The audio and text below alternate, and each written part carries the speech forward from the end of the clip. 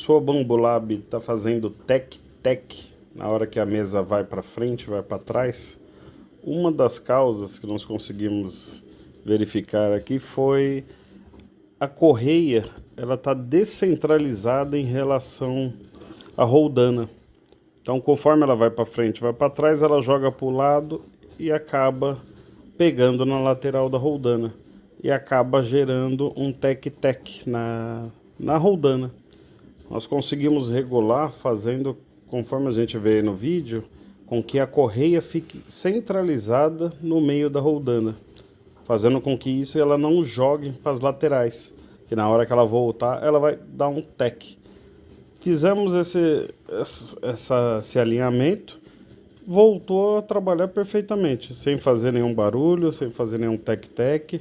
Pelo menos da nossa Bambolab A1, foi esse o procedimento adotado para resolver esse tec-tec. É um tec-tec chato que incomodava bastante.